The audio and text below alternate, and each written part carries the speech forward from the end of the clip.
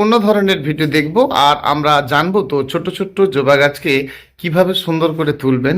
আর এমন অনেক ভিডিও আমার দেওয়া রয়েছে যে জবা গাছের ফুল দেখেছেন, জবা গাছ কেমন ধরনের হয় সেটা সম্বন্ধে জেনেছেন, আর এইগুলো কিন্তু আমরা জানবো। আর যাতে তারা কিন্তু আমরা আমাদের প্রতিটি গাছ সুন্দর করে নিতে পারবো। নমস্কার বন্ধুরা, ইউটিউব চ্যানেলের সকল বন্ধুদের অসংখ্য ধন্যবাদ। ভীষণ ভালো থাকবেন, কারণ যারা গাছ ভালোবাসে তারা তো ভালো থাকেই, আর তাদেরকে ভালো থাকতেই হবে, আর গাছগুলোকেও সুন্দর রাখতে হবে। পুষ্পশ্রী নার্সারি কোলাঘাট, আমি কমল। আপনি যে গাছটি কিনেছেন আর প্লাস্টিক একটা বাঁধা রয়েছে, এই প্লাস্টিক বাঁধনটা আপনি কবে খুলবেন বলুন তো? আর তাহলে এটা তো আইবার্ড মানে একটা গাছের চোখকে মানে এই সুন্দর করে কাটিং করে নিয়ে সেটি এই গাছটির সঙ্গে দেওয়া হয়েছে। আর এটা আপনার রডনিন জবার সঙ্গে হয়, পঞ্চমুখী জবার সঙ্গে হয়, আর দেশীয় যে শঙ্খ জবা সেটার সঙ্গেও কিন্তু এই কলমটা করা হয়।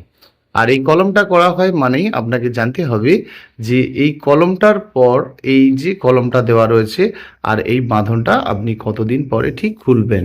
এই যে বাঁধনটি খুলবেন, দেখুন এটিকে ভিভাট বলা হয়, মানে সদ্য এই ডোগাটি ঠিক এই এত বড়ই কিন্তু দেওয়া হয়েছে। আর দেওয়া হয়েছে মানে এই যে ডোগাটি দেখছেন, গাছটি ধরুন রয়েছে 1 2 3 4 5 6টি পাতা, আর 6টি পাতায় কিন্তু বড় গাছের থেকে কেটে নিয়ে এই ছোট্ট একটি পঞ্চমুখী জবা বা আপনার শঙ্খ জবার সঙ্গে কলম করে দেওয়া হয়েছে।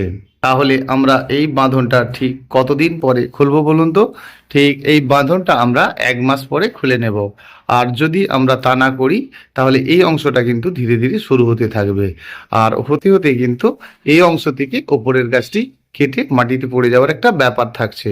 তাহলে আমরা নিচ থেকে কোনো গাছ বেরোলে সেটা ভাঙবো। আর এইগুলো তো বিদেশি জবা, আর বিদেশি জবার আপনাকে এরকম ছোট্ট ছোট্ট গাছ রোপণ করতে হবে, আর ছোট্ট জবার গাছটিকে আপনি সুন্দর করে গড়ে তুলবেন।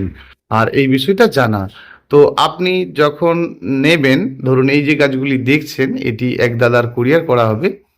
তো পরপর 4 5টা কুরিয়ার রয়েছে, আর যাদের গাছগুলো পাঠানো হবে, তো আজকে ভাবলাম যে বন্ধুদেরকে কয়েকটি ছোট ছোট জবা গাছ দিই, বিষয়গুলো বলি। আর সেই জন্যই এই জবা গাছ নিয়ে আজকে আপনাদেরকে বলছি। এই কলমটি বাঁধার পর এখানে যখন সম্পূর্ণভাবে ফিল আপ হয়ে যাবে, জয়েন্ট হয়ে যাবে, আর আপনি বাঁধনটি খুলবেন। ভুল করেও এই মাটিটিকে সম্পূর্ণ ভেঙে ফেলবেন না। সম্পূর্ণ ভেঙে ফেলবেন তখনই যদি আমরা এইভাবে মাটিটিকে ভেঙে ফেলি। আর তাহলে কি গাছটি মারা যাবে? না, কারণ এই যে গাছটি বানানো হয়েছিল আর এই দেশীয় গাছটি এখানে একটি গুটি আবরিত করে দিয়ে কিন্তু এই গাছটি তৈরি করা হয়েছিল। সেই জন্য গাছটির গোড়াতে এরকম একটি বল শেপের গুটি তৈরি রয়েছে, আর এই গাছটিকে আপনি রোপণ করতে চলেছেন। আর এই মাটিটি আপনি কখনোই ভাঙবেন না, কারণ এই গাছটির গোড়াতে একটি এরকম বল শেপের মাটির দ্বারাই কিন্তু তৈরি করে দেওয়া রয়েছে। আর যাতে দ্বারাই কিন্তু আপনার গাছগুলি যাতে সঠিক থাকে সেই ব্যবস্থাটি করে দেওয়া হয়েছে। তাহলে আমরা এর যে এখানকার গুটি সেটা কিন্তু ভেঙে দিতে পারি না, আমরা কিছুটা মাটি কমিয়ে দিতে পারি, কারণ যারা দূর দূরান্তে কুরিয়ার করছেন তাদের এই মাটিটা কিছুটা কমিয়ে দিতে পারি। আর কমিয়ে দিতে পারি মানে যখন আপনি এই গাছটিকে রোপণ করছেন, ঠিক বালি আর মাটি মেখে, যদি বালি আর মাটি মেখে আপনি গাছ করেন তাহলে মাটির পরিমাণ থাকছে আপনার 70 ভাগ আর বালির পরিমাণ 30 ভাগ, আপনি সেটা কিন্তু জেনেছেন। আর যদি কোকোপিটের দ্বারায় আপনি গাছ করতে চান, ধরুন এটি কোকোপিটে একটি অন্য গাছ এটি, তো এটা আপনাদেরকে দেখায় যে কোকোপিটের মধ্যে যে গাছ রোপণ করা রয়েছে আর সেটা কিন্তু ওইভাবে গুটি তৈরি করে নয়। ফলে আমরা জবা গাছ হোক বা অন্য কোনো গাছই হোক, যদি কোকোপিটের মধ্যে এই গাছটি রোপণ করতে চাই তাহলে আমরা কিন্তু মাটি কমিয়ে দেব। মানে মাটি কমিয়ে দেব মানে এই যে মাটিটি আছে সাইডের মাটিটি কমিয়ে দেব, এর ভেতরে যে গুটিটি রয়েছে সেটা কিন্তু নয়। সেটা আপনি সিন্ডারে রোপণ করুন বা কোকোপিটের মধ্যেই রোপণ করুন, তো বেশি ভালো করবেন যদি আপনি বালি আর মাটি মেখেই করেন। কারণ কোকোপিটের একটা নির্দিষ্ট সময়ের পর কোকোপিট কিন্তু ধীরে ধীরে একেবারে পচন এসে যায় এবং ধীরে ধীরে কোকোপিটে অতিরিক্ত জল ধারণ করে। আর সেই জন্য আমি আপনাকে বলবো যে কোকোপিট আপনাকে নির্দিষ্ট সময়ের মধ্যে ফেলতে হবে, আর ফেলে না দিতে পারলে গাছটি কিন্তু বড়সড় ক্ষতি হবে। সেই জন্য কোকোপিট যদি আপনি দিয়ে রোপণই করেন তাহলে 6-7 মাস 8 মাস ভালোভাবে রাখলেন, আর তারপরে আপনি কিন্তু গাছটি আরেকটি স্থানে রোপণ করবেন। কারণ কোকোপিটে দেন আর ভার্মি কম্পোস্ট বা গোবর সার মাটির সঙ্গে মেখেই গাছ রোপণ করেন।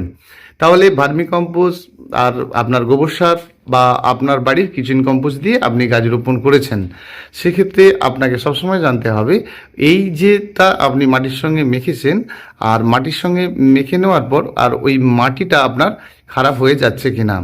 ঠিক ততটা সময় পর্যন্ত গাছ ভালো থাকবে যতক্ষণ আপনার কোকোপিটটা ভালো থাকবে বা ভার্মি কম্পোস্টটা ভালো থাকবে।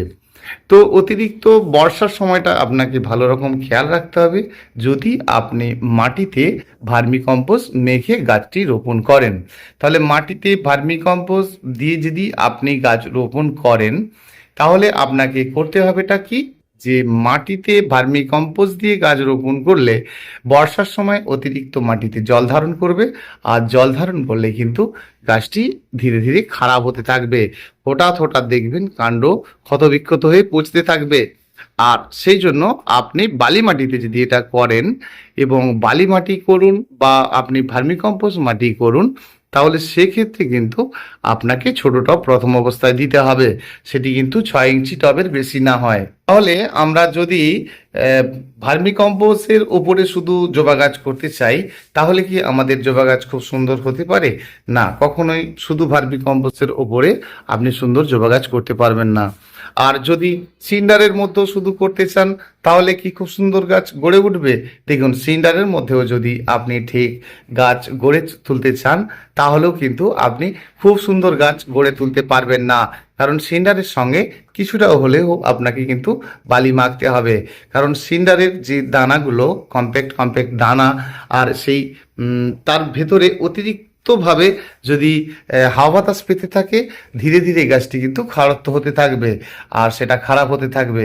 তাহলে সিন্ডারে গাছ করলেও আপনাকে একটু মাটি মানে সিন্ডারের সঙ্গে কিন্তু একটু বালি মাখতে হবে। দেখুন, বালিটা অতি সহজেই কিন্তু আপনার ভার্মি কম্পোস্ট বা কোকোপিট এদের মতো খারাপ হয়ে যাবে না। সেই জন্য সিন্ডারের সঙ্গে আপনি বালি মেখে অবশ্যই জবা গাছ করতে পারেন। করলে কি হবে, পরিমাণে আপনাকে নির্দিষ্ট সময়ে গাছে জল দেওয়া এবং পরিমাণ মতো খাদ্য দেওয়া। কারণ সিন্ডারের মতো সেভাবে কিন্তু গাছ গড়ে উঠাতে গেলে আপনাকে সঠিকভাবে খাদ্যটি না দিলে আপনি কিন্তু সঠিক করতে পারবেন না। সেই জন্য বলবো, যদি আপনি বালি আর মাটি মেখে করেন তাহলে গাছের রং সবসময় সুন্দর রাখতে পারবেন। যখন আপনি গাছটি রোপণ করতে যাবেন সর্বপ্রথম খেয়াল করবেন এই মাটিটি ভেজা রয়েছে কি না, আর যদি তা ভেজা থাকে তাহলে এটা একটু ড্রাই শুকনো করে নেবেন। আর যখন আপনি গাছটি রোপণ করবেন এই গড়ার অংশটুকু ভালো করে কম্প্যাক্ট করে দেবেন, কারণ মাটি শুকনো হলেই মাটির মধ্যে জল পড়লে সেই মাটি কিন্তু আবার হালকা হতে থাকে। কারণ আপনি মাটির সঙ্গে 30% বালি মেখেছেন না। গাছের রোগ সম্বন্ধে আপনারা মোটামুটি জেনেছেন, তবে গাছের গোড়াতে যখনই কোনো অভাববোধ মানে ড্যাম্প ভাব সবুজে ভাবটা এসে গেছে সেক্ষেত্রে কিন্তু সাথে সাথে আপনি মাটির মধ্যে চুনের জলটা অবশ্যই দেবেন। একদম অমৃতের মতো কাজ পাবেন, গাছ খুব সুন্দর হতে থাকবে আর ছোট থেকে খুব দ্রুত গতিতে বৃদ্ধি পেতে থাকবে। মাটি চেনার উপায় এবং মাটি কেনার উপায়, আপনি কোথা থেকে মাটি কিনে নিয়ে এসেছেন সেই মাটির মধ্যে ঘাসপালা আছে কিনা হয়তো আপনি বুঝতেই পারছেন না, তাহলে সেই সকল মাটিকে আপনাকে একটা জায়গায় ভিজিয়ে রাখতে হবে, আর সেই মাটির মধ্যে দেখবেন নিজের থেকেই ঘাসপালা ফোটা শুরু হবে। তারপরে আমার অবশ্যই সেই মাটিটি আপনি দিয়ে গাছটি রোপণ করবেন। তবে হ্যাঁ, আমি আপনাকে বলবো এরকম ছোট্ট ছোট্ট গাছ যখন আপনি রোপণ করছেন, সেটা আপনার যেখানেই হোক না কেন, মাটিতে হোক সিন্ডারে হোক বা আপনার বানানো কোনো মিডিয়ার উপরে আপনি গাছটা বসাতে চলেছেন, আর বসাতে চলেছেন মানে আপনাকে সবসময় জানতে হবে যে এদের মধ্যে খাদ্য দিয়ে রোপণ করা নয়। কারণ আপনি যখন এই গাছটা বসাচ্ছেন এর থেকে শেকড় তৈরি হয়ে গিয়ে আপনার মাটির মধ্যে যাবে, আর যখনই খাদ্য আপনি সদ্য মাটির সঙ্গে দেবেন দিয়ে গাছ রোপণ করবেন, ধরুন মাটির সঙ্গে আপনি একটু বনডাস্টের দানা দিয়েছেন, লেদার মিল দিয়েছেন বা শিং দানা বা শিং কুচি দিয়েছেন, বা আপনি অন্য কোনো খাদ্য দিয়ে গাছ রোপণ করছেন, সেক্ষেত্রে কি হচ্ছে, খাদ্যটা মাটির সঙ্গে তৈরি হতে থাকবে, আর তৈরি হতে থাকলে কিন্তু আপনার গাছের শেকড়ের ভীষণভাবে ক্ষতি হবে। আর সেই জন্য আমি আপনাকে বলবো যে এই যারা খাদ্য দিয়ে গাছ রোপণ করতে চায় তাদেরকে মোটামুটি 1 মাস আগে থেকে মাটিটি বানিয়ে নিতে হয়। আর বানিয়ে নিতে না পারলে কিন্তু আপনি কখনোই ভালো গাছ করে উঠতে পারবেন না। সেই জন্য মাটি আমরা যে অনেকেই ভাবি যে মাটি তৈরি করব। তাহলে মাটি তৈরি করব মানে তাতে কি আপনার যে কোনো খাদ্য দিয়ে মাটি তৈরি করা? না, মাটি যেখান থেকে নেবেন মাটিটিকে ভালো করে শুকনো করা। তাহলে কি মাটি শুকনো করলেই ভালো গাছ হয়ে যাবে? দেখুন, মাটি সেরকম মাটি নিতে হবে যেটা আপনার রবি ফসলের চাষাবাদের মাটি বা উর্বরযুক্ত কোনো মাটি, যে মাটিটা মোটামুটি উদ্ভিদের জন্ম হয় এমন মাটি আপনি নেবেন। আপনার পড়ে থাকা পুরানো টবের কোনো মাটি রয়েছে, তার মধ্যে অন্য গাছের শেকড়টাও রয়েছে, তাহলে সেইগুলোকে আপনাকে ভালো করে শুকনো করে নিতে হবে। এবং প্রথম অবস্থায় শুকনো করার আগেও মাটিতে মানে আপনার যে পুরানো টবগুলো রয়েছে তাতে মাটি ভরা আছে, গাছ নেই, সেখানে আপনি কয়েকটা দিন জল দিয়ে ভিজিয়ে রাখুন। ওই ভেজা মাটি শুকনো করুন, তারপরে আপনি সেই মাটিতে গাছ রোপণ করুন। তাহলে গাছ রোপণ করার পরেই কি আমরা গাছের গোড়াতে ফাঙ্গিসাইড ওষুধের জলটা দেব? অবশ্যই আপনি যে কোনো ফাঙ্গিসাইডের ওষুধের জলটি দিতে পারেন। আপনারা জেনেছেন সাব, ব্যাবিস্টন, জ্যাকিস্টন ইত্যাদি ইত্যাদি। তা মাটিতে যখন আপনি ফাঙ্গিসাইড ওষুধটি দেবেন সেটার পরিমাণটাও আপনারা জেনেছেন যে মাটিতে দিতে গেলে যে কোনো ফাঙ্গিসাইড লিটার 2 গ্রাম। তাহলে এই ছোট্ট গাছে আমরা ঠিক কখন খাদ্য দিতে পারবো আর কি কি খাদ্য দিতে পারবো? দেখুন, এরকম ছোট্ট একটি দুর্বল ছোট্ট গাছ আপনি নিয়ে গেলেন, আর নিয়ে যাওয়ার পরেই কিন্তু আপনি অনেক খাদ্য দেবেন না। প্রথমত পাতলা করে খৈলের জল দিন, সেটা সর্ষের খোল হতে পারে, বাদাম খৈল হতে পারে, নিম খৈল হতে পারে। তবে খৈলটা যখন আপনি ভেজাবেন না, এমনটা আপনারা জেনেছেন যে খৈলটা যখন আপনি ভেজাবেন না তাহলে তার সাথে শুধুই খৈলটাকে জলে ভিজিয়ে দিলেন না। খৈলটাকে একটা পাত্রে যদি শুধু জলে ভিজিয়ে রাখেন, অন্য আর একটা পাত্রে কিন্তু আপনি আপনার বাড়ির কিচেন কম্পোজের জলটা নিয়ে নিন। তাতে নিয়ে নিন ভাতের মাড় বা সদ্য কিছুটা ভাত আর পচানো মাটি। আপনারা গাছকে ভালো করতে চাইলে কিছুটা মাটি একটা পাত্রে পচিয়ে রাখুন, আর সেই পচানো মাটিটা কিন্তু আপনারা নিন। আপনার ওই খৈলের জল যে করছেন আলাদা পাত্রে ভেজানো থাকছে, বেশ কয়েকটি দিন আগে থেকে পচানো রয়েছে। তাহলে আমরা ভাতের মাড়, মাটি আর কিচেন কম্পোজ এগুলো তো 20 দিন 25 দিন আগে থেকে পচিয়ে একটা জায়গায় রাখতে পারি আমাদের কাজের স্বার্থের জন্য। এইবারে আমরা দিতে চলেছি আমাদের গাছের গোড়ায় একটু তরল খাদ্য।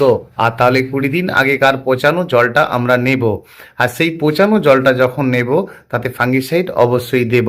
তাহলে আমরা ধরুন আবার 3 লিটার জলের সঙ্গে ওই পচানো খাদ্যটা আমি আরও খৈলের জলের সঙ্গে তৈরি করে নিতে চাইছি। তাহলে আমি আমার 5 লিটার বা 3 লিটার খৈলের জল বানাবো।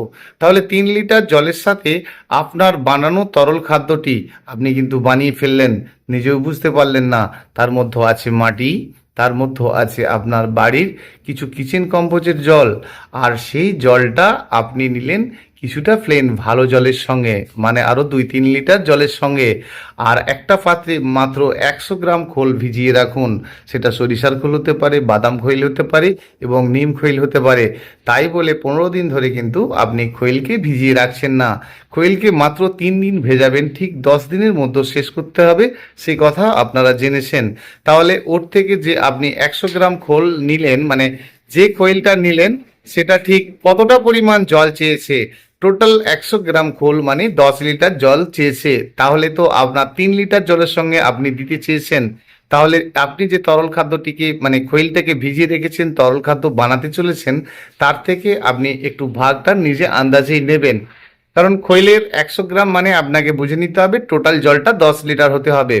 এবারে আপনি আপনার ওই বানানো যে কিচেন কম্পোজের জল, মাটি পচানো বা ভাতের মাড় সবকে একটা জায়গায় আপনি ঠিক 15 দিন আগে থেকে পচিয়ে রেখেছিলেন, সেই জলের সঙ্গে কিছুটা প্লেন সাদা জল দিলেন, আর তার সঙ্গে দিলেন আপনার খৈলটা কিছুটা। কারণ খৈলটাকে যখন আপনারা ভেজাচ্ছেন একটা ছোট্ট পাত্রে আপনারা ভিজিয়ে রেখেছেন, একদম জলে ভরপুর করে নয়, ছোট্ট করে একটু জায়গায় ভিজিয়ে রেখেছেন ঠিক 3 দিন। তার থেকে আপনি তুলে নিলেন 1 ভাগের মতো। তাহলে সেটা আমরা প্রথম দিন ওই জলটার সঙ্গে গুলে ফেলবো। আর গাছের গোড়ায় দেব খৈলের জল।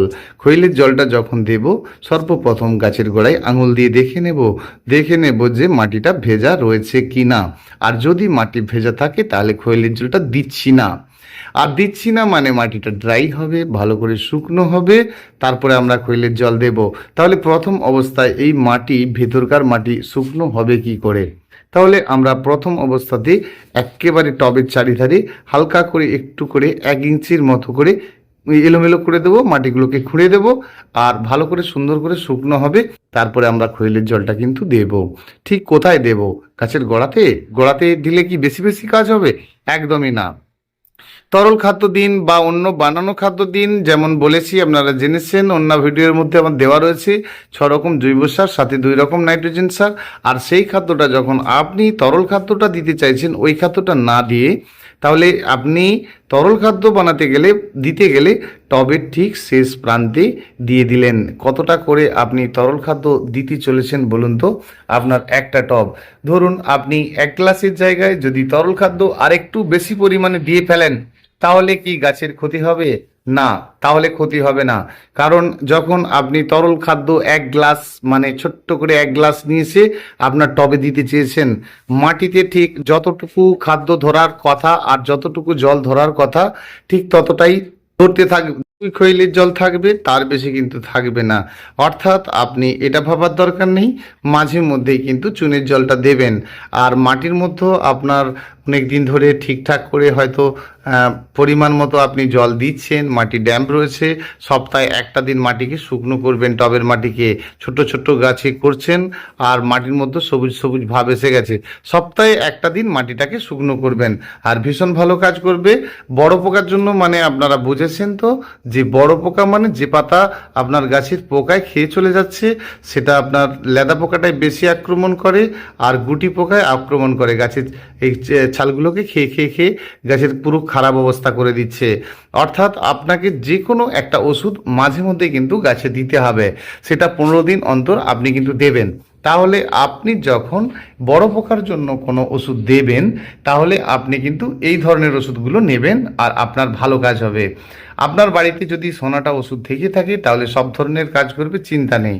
যদি কাকা ওষুধটা থেকে থাকে সেটাও দিতে পারেন, ভালো কাজ করবে। তবে আপনি যদি বড় পোকার জন্য পার্টিকুলার ওই ওষুধটি নিতে চান, তাহলে আমি আপনাকে বলবো প্রোক্লেম নামের ওষুধটি আমার আগের ভিডিওতেও বলা হয়েছে, দিতে পারেন।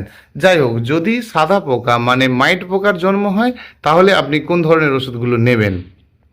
যদি গাছের কাণ্ডের মধ্যে দেখছেন সাদা সাদা মিলিবাগ ভরে গেছে, একদম পুরো পিঁপড়া শুরু হয়ে গেছে, আর গাছের পুরো পাতাগুলোকে ছোট করে দিচ্ছে এবং মাথাগুলো বেঁকে যাচ্ছে, যখনই দেখবেন যে গাছের ডগাটা একেবারে বেঁকে গেছে, ফার্স্ট কাজ হবে আপনার ডগাটিকে ভেঙে দেওয়া, পিঞ্চ করে দেওয়া, আর তারপরে কিন্তু আপনাকে দিতে হবে। এই কারণে আপনি ডগাটা ভাঙবেন, কারণ আপনার পোকায় কিন্তু একদম গাছের ডগাটিকে একদম মিলিবাগে কম্প্যাক্ট করে দিয়েছে, আর এখন থেকে কিন্তু ডগাটা বেরোতে গেলে অনেক ঝামেলা আছে, আর তার জন্য আপনাকে বারে বারে ওষুধ দিতে হবে, অনেক কসরত করতে হবে। তাহলে আপনি ফার্স্ট কাজ করবেন যে ডগাটিকে পিঞ্চ করে দেওয়া, তারপরে কিন্তু ওষুধটি স্প্রে করা। সেটা আপনি একতারা দিতে পারেন, সিতারা দিতে পারেন, অ্যাডমায়ার দিতে পারেন, এগুলো খুব কম পয়সার মধ্যে ভালো ওষুধ দিতে পারেন। আর তা নইলে কিন্তু সোনাটা ওষুধ আছে আপনার বাড়িতে, সেটাই দিতে পারেন, সোনাটা কাকা, এতেও কিন্তু এই কাজটি খুব সহজে হবে।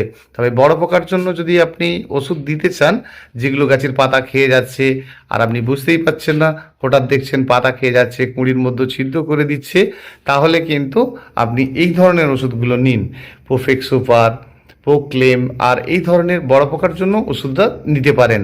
তবে আমি আপনাকে বলবো, শুধু আপনার বাড়িতে যদি সোনাটা ওষুধ থাকে সেটাই মাঝে মধ্যে স্প্রে করতে থাকুন, কোনো সমস্যাই হতে থাকবে না, আপনার গাছটি সব সময়ের জন্য ফ্রেশ থাকবে। দেখুন, সমস্যা হলে আমরা সে কথা ভাবি, কিন্তু মাঝে মধ্যেই যদি আমরা ভেবে থাকি যে আমরা 15 দিন 10 দিন ছাড়া কোনো ওষুধ স্প্রে করব, 1 লিটার জল নেব আর 1 ml নেব, তারপরে গাছে স্প্রে করব। যখন আমরা কোনো ওষুধ স্প্রে করব এই ধরনের ওষুধগুলো স্প্রে করব, তাহলে কিন্তু আমরা অবশ্যই ভালো করব। তবে মাইট পোকার জন্য যখন কোনো ওষুধ স্প্রে করবেন বিকেল 4টের পরে করবেন। আর বড় পোকায় খেয়ে চলে যাচ্ছে, লেদা পোকা টোকা এই ধরনের রয়েছে, সেটা কিন্তু সন্ধ্যের পরে করবেন। তো যেই ধরনেরই ওষুধ স্প্রে করুন না কেন, সবসময় আপনাকে লিটারে 1 ml এর বেশি দেবেন না।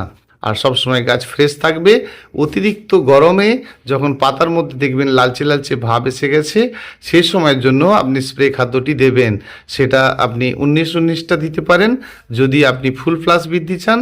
আর গাছকে যদি শুধুই বৃদ্ধি করাতে চান ওই সময়ের জন্য, তাহলে 28-28 বা 20-20টা দেবেন। দেখবেন গাছ একদম ফ্রেশ রং থাকবে। আর আপনার গাছটি কিন্তু খুব সহজে বৃদ্ধি পেতে থাকবে। বৃদ্ধি প্লাস ফুলের জন্য আপনি 19-19টা স্প্রে করতে পারেন। কারণ যখনই আপনি ফুলের জন্য অন্য কিছু ব্যবহার করবেন, শুধু ফুলই হতে থাকবে, গাছের বৃদ্ধিটা কমে যাবে। সেই জন্য আপনি 19-19টা স্প্রে করবেন আর ভালো কাজ পাবেন। এভাবেই করতে থাকবেন আর আপনার গাছ কিন্তু সুন্দর হতে থাকবে। এই কয়েকটি কাজ যখন আপনি মাইট পোকা ধরেছে আপনার গাছে, ডগাটি পিঞ্চ করবেন, তারপরে ওষুধ দেবেন। যখন গোড়াতে দেখছেন যে মাটি ড্যাম্প হয়ে রয়েছে, সাথে সাথে কিন্তু 100 গ্রাম চুন সাথে 10 লিটার জল এই আন্দাজে আপনি গুলে নেবেন আর গাছের গোড়ায় দেবেন। তখনই দেখবেন যে গাছের গোড়ায় আপনি খাদ্য দেবেন, লিকুইড খাদ্য, তাহলে মাটি থেকে একটু দূরত্বে দেবেন। যখনই আপনি বানানো খাদ্যগুলো দেবেন, ধরুন আপনি একটা জায়গায় বানিয়ে রেখেছেন, মাটির সাথে আরও আপনার 5-6 রকম খাদ্যকে আপনি মেখে জলে ছিটে দিয়ে রেখেছেন, আর রাখার পরে 6-7 দিন পর থেকে সেটা দিতে চেয়েছেন, সেই সময়ের জন্য মাটিতে যখন কোনো ড্রাই খাদ্য দেবেন, এটা মনে রাখুন সর্বপ্রথম কাজ হবে মাটিকে ভিজিয়ে দেওয়া। তারপরে আপনার ড্রাই খাদ্যটি, যে বানানো খাদ্যটি আপনি সাইডে সাইডে গুঁড়ো গুঁড়ো দানা দানা চারিধারে দিয়ে দিলেন। দেওয়ার পরে কিন্তু 24 ঘন্টা পরে জল দেওয়া। যখন আপনি লিকুইড খাদ্য দিচ্ছেন, সবসময় মনে রাখা মাটি যদি খুব ভেজা ভাব থাকে, 1 ইঞ্চির মতো অল্প করে একটু আপনার দাউলি দিয়ে বা নিড়ান দিয়ে আপনারা যেটা বলেন একটু খুবড়ে দেবেন। শুকনো হলে তারপরে তরল খাদ্যটি দেওয়া। তরল খাদ্য দেওয়া মানেই তরল খাদ্যটি আবার শুকনো হওয়া, আর আপনাকে তারপরে দিতে হবে গাছে জল। দেখুন কয়েকটি কাজ। মাঝে মধ্যে ফাঙ্গিসাইড ওষুধ আপনি দিচ্ছেন, সাপ, ব্যাবিস্টন, জ্যাকিস্টন ইত্যাদি ইত্যাদি। তো যখনই যে কোনো ফাঙ্গিসাইড আপনি দেবেন, মাঝে মধ্যে 15 দিন 18 দিন ছাড়া একবার করে স্প্রে করে দিলেন, ফ্রেশ থাকবে। যে কোনো আপনি কীটনাশক ওষুধ দিতে চাইছেন, আর মাঝে মধ্যে সেটা কিন্তু 10-15 দিন ছাড়া আপনি দিচ্ছেন। মাঝে মধ্যেই যখন আপনি এই কাজগুলো না করবেন, মাটির মধ্যে ড্যাম্প হবে, আর সেই সময় দেখবেন সাদামাছির জন্ম হয়েছে, চোষক পোকার জন্ম হয়েছে, গাছের পাতার রস চুষে খেয়ে যাচ্ছে। আর সেক্ষেত্রে কিন্তু আপনি অবশ্যই পেগাসাস নামে ওষুধটি নেবেন, বা এই ধরনের অন্য কোনো কোম্পানির যদি ওষুধ থেকে থাকে সেটা দিলে কিন্তু আপনার চুষি পোকাটা একেবারে বিদায় নেবে। মাটির মধ্যে ড্যাম্প তৈরি হওয়া মানেই এই সকল পোকার জন্ম হওয়া, অর্থাৎ মাটি ড্যাম্প যাতে না হয় সেই জন্যই আপনি কিন্তু চুনের জলটা মাঝে মধ্যে দেবেন, আর ফ্রেশ থাকবে। জবা গাছ ভীষণ খেতে ভালোবাসে, আর পরিমাণ মতো কিন্তু খাদ্য দেবেন। সপ্তাহে অন্তত 1 দিন তরল খাদ্য দিতে থাকুন, তাহলে গাছের রং ভালো থাকবে। যখন গাছে স্প্রে খাদ্য হিসাবে দেবেন, একটু অতিরিক্ত গরম পড়ে যাওয়া মানে পাতার মধ্যে একটি ফিকে ফিকে ভাব এসে যাবে, লালচে লালচে ভাব এসে যাবে, অবশ্যই 19-19টি স্প্রে করবেন। সেক্ষেত্রে আপনি ভালো উপকার পাবেন। গাছের বৃদ্ধি এবং ফুল দুটোই হতে থাকবে, আর গাছ কিন্তু ফ্রেশ থাকবে। আমরা এই সময়ের জন্য অনেকে ব্যবহার করে ফেলি যে বেশি ফুল হতে হবে, তার জন্য আমরা এই ধরনের খাদ্যগুলো বেশি দিতে থাকি। তাতে কি হচ্ছে, ফুলকুঁড়ির সংখ্যা বেশি বৃদ্ধি পাবে আর গরমে গাছটি খারাপ হতে থাকবে। সেই জন্য আমি আপনাকে বলবো যে যখন গাছের রং খারাপ হতে থাকবে, আর আপনাকে কিন্তু বৃদ্ধি করার চিন্তাটাই নিতে হবে, সেটা গোড়াতে হোক আর পাতার মধ্যে হোক, আর আপনার গাছটি ভালো থাকবে। নমস্কার বন্ধুরা, অনেকটা সময় দিলেন। আজকে ছোট্ট ছোট্ট 4-6টি গাছ দিয়ে আপনাদেরকে বলার চেষ্টা করলাম, আর এভাবেই আপনারা করতে থাকবেন। আবার আসবো আগামীকাল, এইভাবে সময় দেবেন। ভীষণ ভালো থাকবেন। ধন্যবাদ। যদি চ্যানেলটি ভালো লেগে থাকে তাহলে অবশ্যই লাইক করবেন, শেয়ার করবেন, সাবস্ক্রাইব করবেন। আপনি যদি নতুন হয়ে থাকেন তাহলে সাবস্ক্রাইবটা অবশ্যই করে রাখবেন। এই ধরনের সুন্দর ভিডিও অবশ্যই পাবেন। ধন্যবাদ।